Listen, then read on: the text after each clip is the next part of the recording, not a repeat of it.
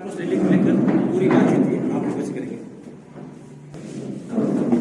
और जैसा कि पिछले एक सप्ताह भर से विषय चल रहा है, प्रदेश राष्ट्रीय अध्यक्ष जी जेपी नड्डा जी की उपस्थिति में माननीय प्रदेश अध्यक्ष जी के द्वारा हुई है और एक 4 साल पूरे कांग्रेस के अंधेर नगरी के जिस प्रकार से हुए हैं, मैं ये कहता हूं कि हकीकत में जो काला कानून या काले कारनामों की सरकार, वो 4 साल पूरे होने के बाद कम से कम जनता के बीच में भारतीय जनता पार्टी ने ये जाकर कि जनता के माध्यम से एक आक्रोश रैली, और मैं ऐसा मानता हूं कि जिस प्रकार से जयप्रकाश नारायण का एक दमनकारी शक्तियों के विरुद्ध आंदोलन चला था, वही रूप एक ऐसा ये जन आक्रोश रैली भी लेने वाला है, इसमें पूरी जनता लगेगी।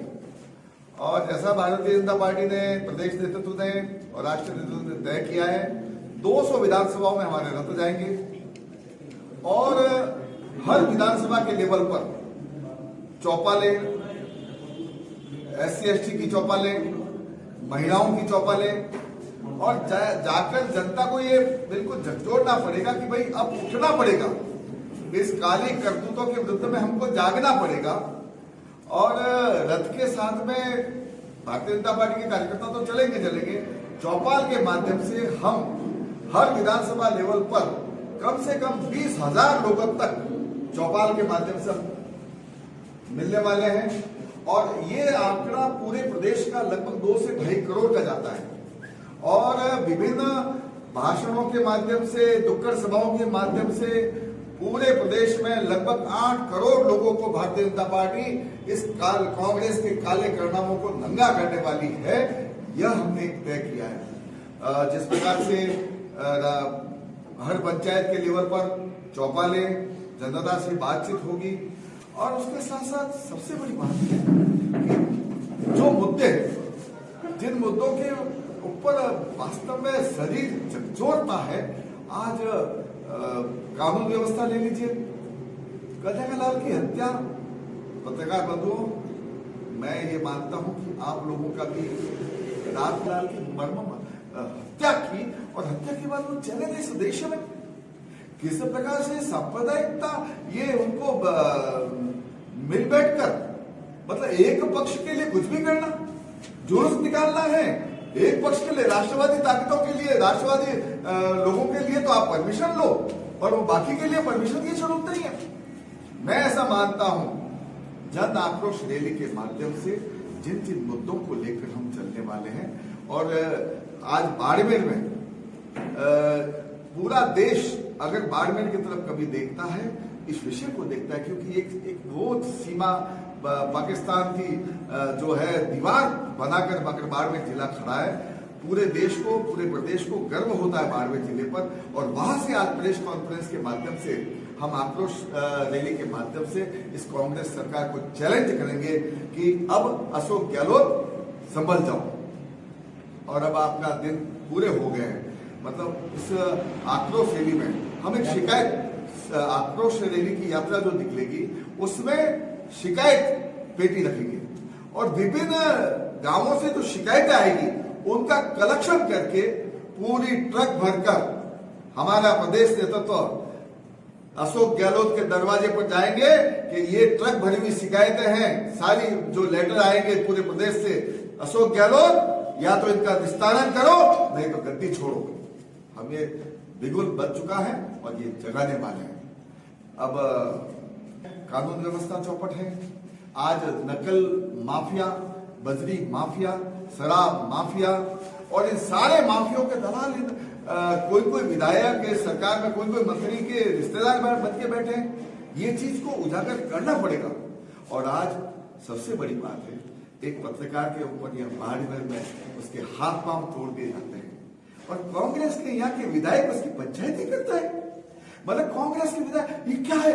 लोकतंत्र के चौथे स्तंभ पर प्रहार किया जाता है, उसके हाथ पांव तोड़ दिए जाते हैं, और एक एक महीने तक यहाँ पे पुलिस कंप्लेन नोट नहीं करती है। ये क्या है? इससे बड़ा धिक्कार इस स्थानीय विधायक को मुझे नहीं लगता है। सभापति उपसभापति का आपस में खाली लेन देन का भ्रष्टाचार का बंटवारा, और उस बंटवारे के अंदर स्थानीय विधायक किसी को कम आया, किसी को ज्यादा आया। मतलब ये क्या है, क्या खेल हो रहा है? ये बाड़मेर कहां ले जाओगे मैं इस बाड़मेर को? तो अब ये यहां पर कांग्रेस के जो भी विधायक महोदय हैं और कांग्रेस की सरकार को दंगे हो गए।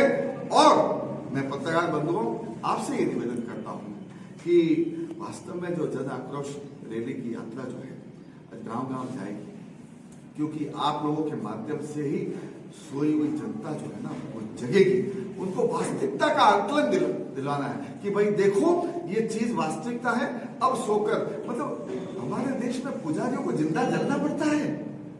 इस देश में जो प्रभु श्री राम का देश है और उस देश में भी पुजारियों को जिंदा जलना पड़ता है। इससे मैं तो ये कह रहा हूं, जिस दिन पुजारी ने अपने आत्मदाह किया उसी दिन अशोक गहलोत में अगर इंसानियत होती तो अपने कुर्सी से इस्तीफा दे देती। आज ये विषय इतना हो गया, फिर भी इनको अब आपसी लड़ाई में पड़े, एक दूसरे की कुर्सी बचा है। सचिन गहलोत अशोक गहलोत जी के ऊपर आरोप करें, अशोक गहलोत सचिन पायलट के ऊपर आरोप करें। ये क्या है, क्या मजाल है? अब आपसी लड़ाई और डालते हैं विपक्ष के ऊपर। अरे घर तो संभाल लो। आज सिर्फ कानून व्यवस्था, ये प्रशासन या पुलिस प्रशासन या जो सार्वजनिक प्रशासन है सिर्फ इसलिए नकारा हो रहा है क्योंकि कांग्रेस आपसी लड़ाई में उलझी हुई है।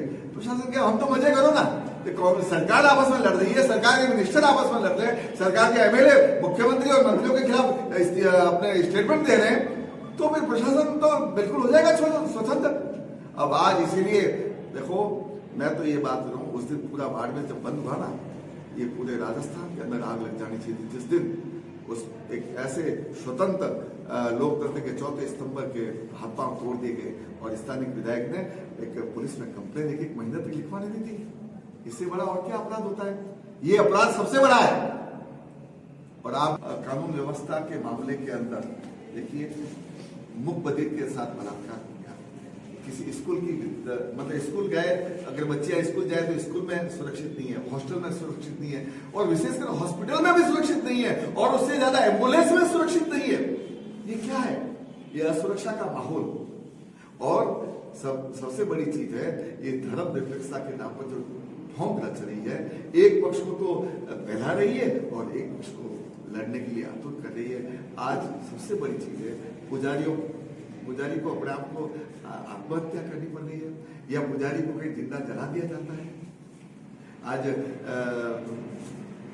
मतलब मैं ये कह रहा हूं कि कितने कन्हैयालाल की जो हत्या हुई ना, सारी घोषणाएं पूरी की, घोषणा एक बार कर दी, योजनाएं बना दी, लेकिन जमीन पे एक भी योजना नहीं थी। राहुल गांधी कहते थे ना कि 10 गिन लो और आपकी ये कर्जा माफ हो जाए। कहां गया कर्जा माफ? कर्जा माफ नहीं हुआ है। किसान रो रहा है, किसानों को बिजली, आज मतलब पहले तो बिजली पूरी मिलती थी, आज बिजली कहां गई? ये इसमें भी एक बहुत बड़ा माफिया घुसा है। आज बिजली का माफिया, मतलब कोई रॉयल्टी वाला विषय नहीं है। बिना चिट्ठी, बिना रॉयल्टी के टैंकर के मतलब बड़े बड़े टॉले पास हो रहे हैं। मैं आरोप सीधा करता हूं कि मुख्यमंत्री जी के घर के अंदर बजरी के दलाल बैठे हैं, घर के अंदर, उनके परिवार के अंदर बजरी के दलाल बैठे हैं, बजरी जो है दलालों के माध्यम से जा रही है। तो ये अब क्या होता है, पुलिस को तो कह दिया आप तो बजरी दलालों की आप तो रक्षा सुरक्षा करो, इसीलिए जनता बेहाल होती है, जनता बनती है। और पेपर देने वाले लोग तैयारी करके जाते हैं और कल सुबह की न्यूज आती है, साहब लीक हो गया, परीक्षा स्थगित हो गई। ये क्या है? कहां कहां माफिया नहीं गया है? कब तक करोगे भाई? स्वीकृति नहीं देंगे, क्यों नहीं मांगे भाई? अब मारना चालू करोगे। और मैं तो ये कह रहा हूं कि आज वास्तव में चोर तो है ही है, चोर की मां को मारो। चोर की मां है ये सरकार, इस सरकार को मारो।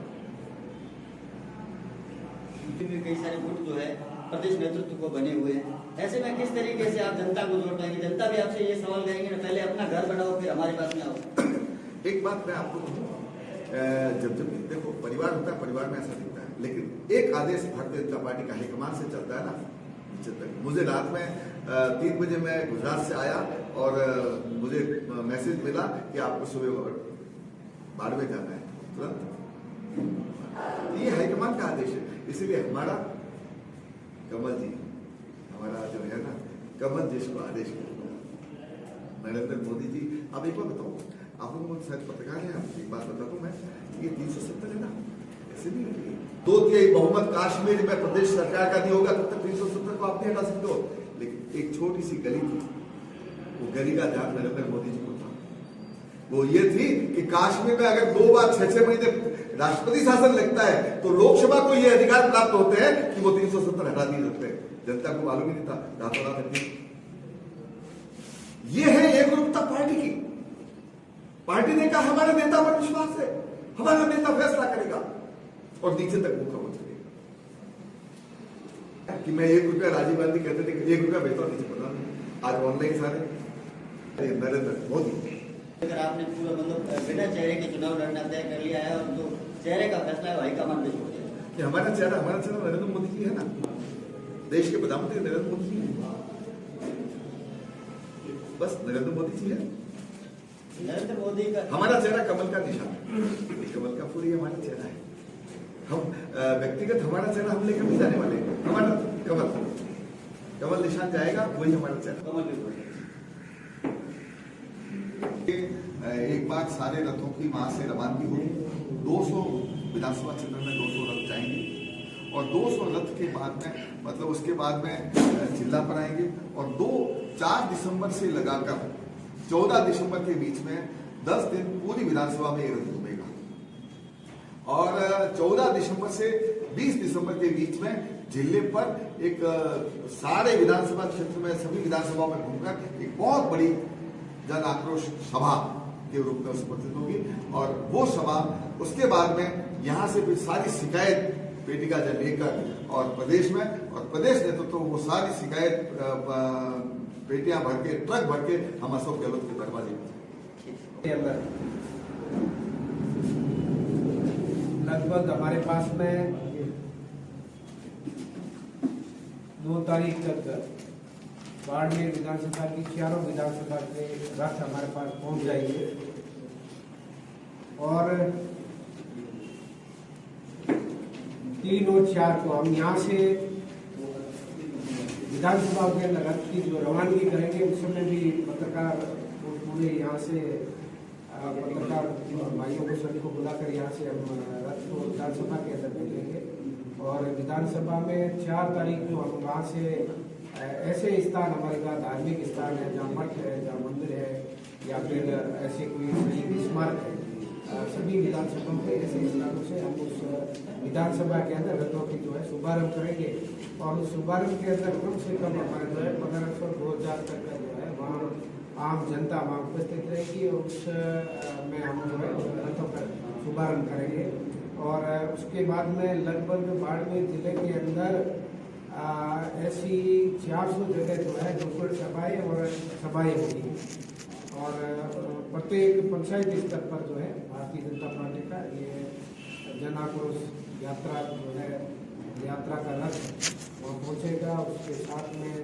हमारे जिले के सभी भारतीय जनता पार्टी के विधानसभा नेता सभी साथ में रहेंगे और प्रत्येक जो है पंचायत तक जो है इस रथ को लेकर जाएंगे।